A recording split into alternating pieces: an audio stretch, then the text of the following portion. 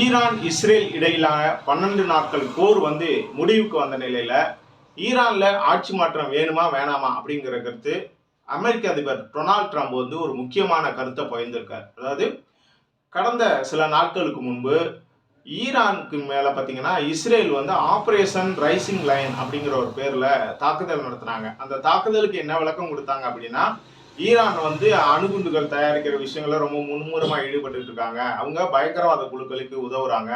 அதை தடுக்கும் வகையில நாங்க அவங்க மேல தாக்குதல் நடத்துறோம் அப்படின்னு சொல்லிட்டு இஸ்ரேல் அதுக்கு விளக்கம் கொடுத்தாங்க.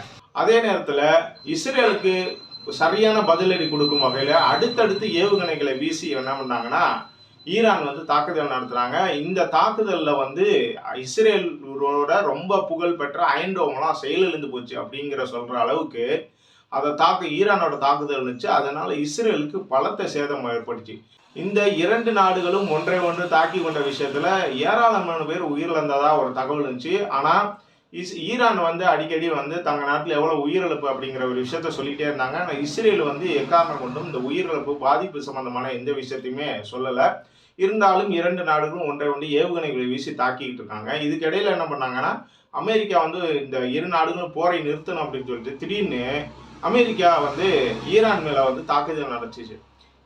இதுக்கும் பதிலடி கொடுக்கும் வகையில என்ன பண்ணாங்கன்னா, ஈரான் கத்தார்ல இருக்க அமெரிக்க ராணுவ தளங்களை குறி வச்சு தாக்குதல் நடத்தினாங்க. அது மட்டும் இல்லாம நடுக்கடல்ல நின்று அமெரிக்க போர்க்கப்பலையும் குண்டு வீசி அழிச்சாங்க.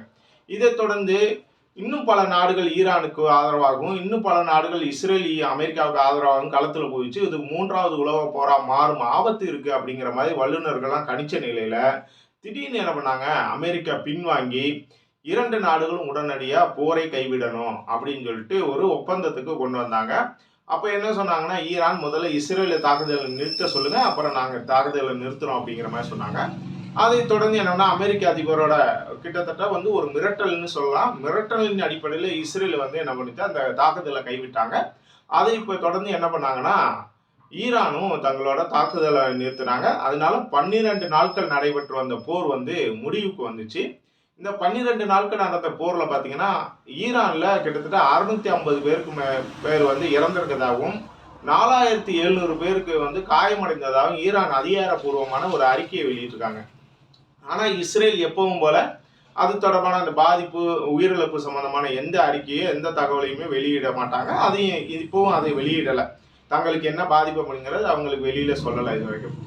இதுக்கிடையில அமெரிக்க அதிபர் ட்ரம்ப் நேட்டோ நாடுகள் மாநாட்டுக்கு செல்லும் போது அவர்கிட்ட செய்தியாளர் கேட்கிறாங்க, ஈரான்ல ஆட்சி மாற்றம் வேணும்னு ஏற்கனவே நீங்களும் சொன்னீங்க, இஸ்ரேல் அதிபர் நெதன்யாவும் சொன்னாரு, இப்ப என்ன நினைக்கிறீங்க அப்படிங்கிற போது, இல்ல இப்ப நான் வேணும்னு நினைக்கல, அங்க ஈரான்ல ஆட்சி மாற்றம் வேணும்னு நினைக்கல, அது தேவையில்லாத குழப்பத்தை தான் ஏற்படுத்தும், இப்ப எல்லாமே சரியாயிடுச்சு அப்படிங்கிற மாதிரி இந்த ஈரான்ல ஆட்சி மாற்றம் வேணும் அப்படிங்கிற கருத்துக்கு முற்றுப்புள்ளி வச்சிருக்காரு.